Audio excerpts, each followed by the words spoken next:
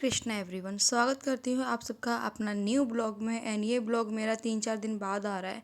उसका रीज़न ये है कि कुछ दिन से मैं सिर्फ इंटरव्यू के लिए भाग रही थी एंड अभी जॉब भी मेरी लग गई है। 2-3 दिन में जा भी चुकी हूँ एंड लॉन्ग ब्लॉग मैं नहीं शूट कर पा रही थी। उसका रीज़न ये था कि मेरे को ना मतलब वीडियो शूट करने में, पढ़ाई करने में, जॉब में थोड़ी सी डिस्टर्बेंस हो रही थी, इसलिए मैंने शूट नहीं करा। एंड रात में बारिश बहुत ज़्यादा हो रही है आजकल यहाँ पे, तो फिर मैंने कपड़े पता है ऐसे रस्सी बांध दी, कपड़े सुखा दिया था।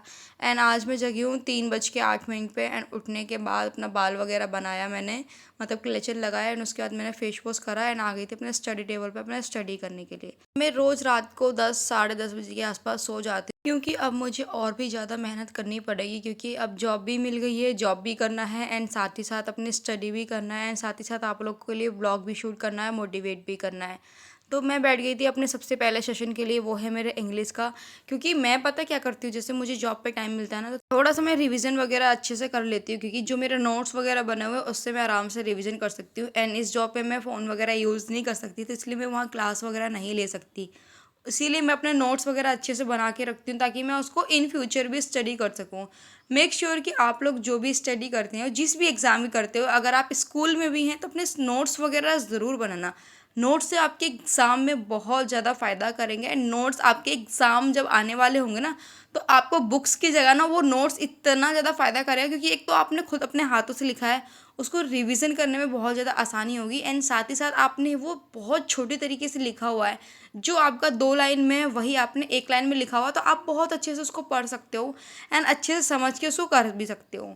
तो मैंने पहले स्लॉट में इंग्लिश रखा था एंड अभी लगभग बज चुके हैं अराउंड 5:50 के आसपास बज चुके हैं, क्योंकि मेरा ये 1 डेढ़ घंटे 2 घंटे के आसपास सेशन चला था, क्योंकि 3:08 पे मैं जगी थी एंड लगभग मुझे 3:30 बजे के आसपास लग गए थे अपना फेस वॉश वगैरह करने में, अपना फ्रेशनअप वगैरह होने में। एंड 3:25 3:30 के आसपास मैं अपने स्टडी टेबल पे आ गई थी अपने स्टडी करने के लिए।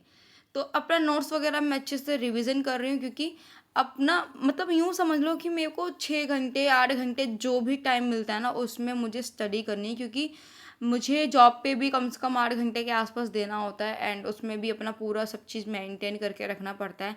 पहला सेशन कंप्लीट हो गया था, लगभग 5:45 हो रहे थे। यहाँ देखो बारिश वगैरह आने लगी एंड इस तरफ का मौसम ये है कि रूम में ही कपड़े सुखाने पड़ते हैं। फिर मैं भी कपड़े वगैरह चेंज करके आ गई थी एक्सरसाइज करने के लिए।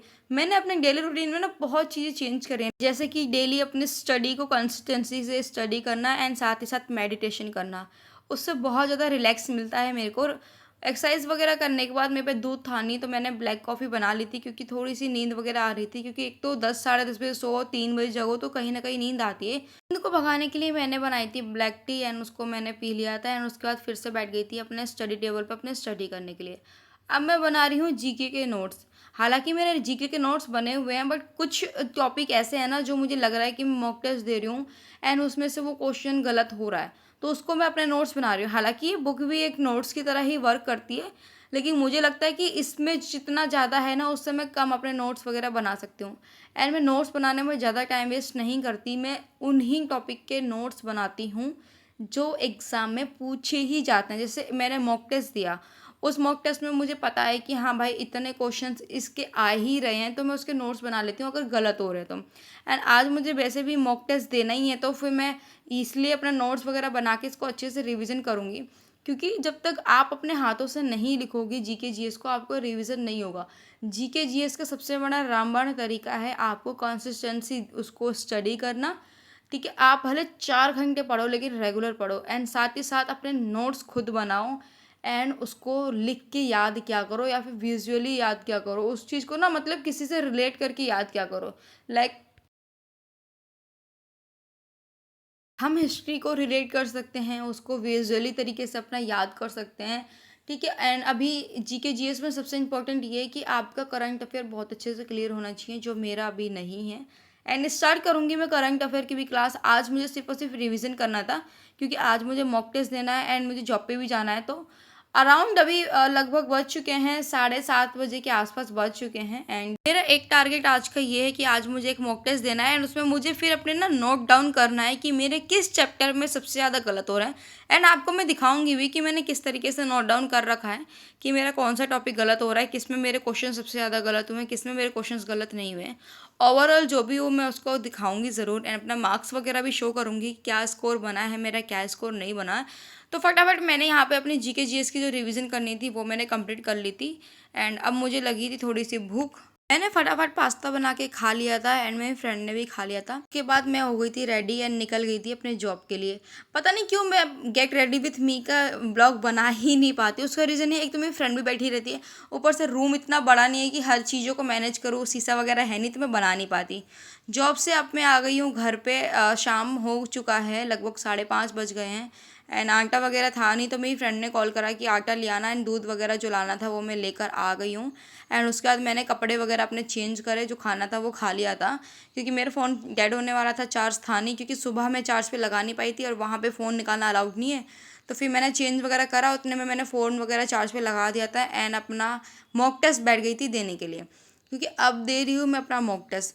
सबसे बड़ी जो मेरी गलती हो रही है ना, वो हो रही है मेरे से रीजनिंग में इतने ज़्यादा सिली मिस्टेक मैं कर दूंगी, मुझको पता नहीं था। 4 क्वेश्चन मेरे सिली मिस्टेक से गए हैं, वो भी इतने इजी कि अगर आप करो तो आप ओरल ही कर सकते हो। उसका रीज़न ये है कि प्रेशर, जब तक आपकी स्पीड अच्छी नहीं होगी ना, आपको प्रेशर ही मिलेगा एग्ज़ाम में, क्योंकि आप सबको पता है कि 15 मिनट में आपको 25 क्वेश्चन करना है। काफ़ी ज़्यादा डिफ़िकल्ट हो जाता है, लेकिन उन लोगों के लिए बिल्कुल भी डिफ़िकल्ट नहीं होगा जिनकी बहुत अच्छी है कैलकुलेशन एंड बहुत अच्छी है स्पीड। देखो, रीजनिंग और मैथ में ना 2 से 3 क्वेश्चन ऐसे हैं मैथ में जो कोई बहुत ज़्यादा टाइम लगाता है बनाने में, ठीक है।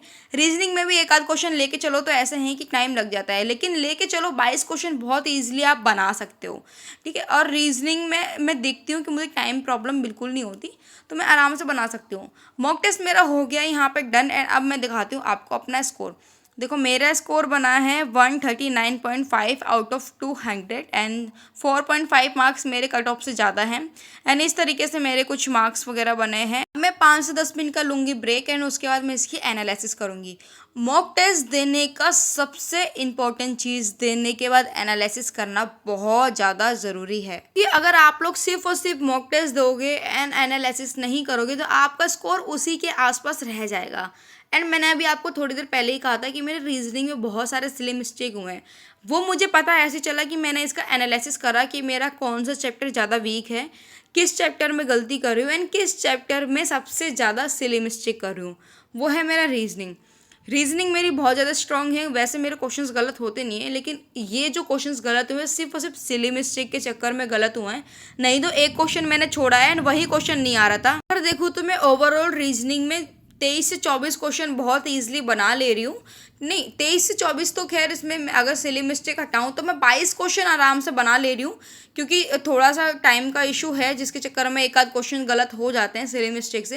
एंड जीके जीएस थोड़ी सी मेरी वीक है, उसको मुझे स्ट्रॉन्ग करना है, क्योंकि उसी में सबसे ज़्यादा मेरे गलत हुए हैं, 7 क्वेश्चन के आसपास मेरे गलत हुए हैं।